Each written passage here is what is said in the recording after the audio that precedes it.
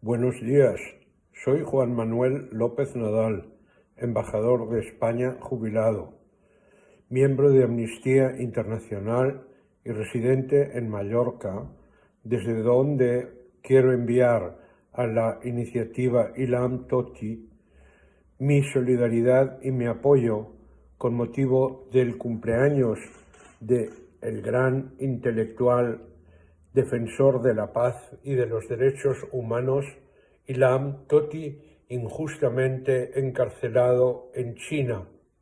Me sumo a la petición de que Ilham Tohti sea liberado y que se respeten asimismo los derechos fundamentales del pueblo uigur en Turquestán Oriental o Xinjiang, hoy gravemente violados por las autoridades chinas. La libertad de Ilham Tohti y la libertad del pueblo uigur es una causa de la humanidad. Un abrazo.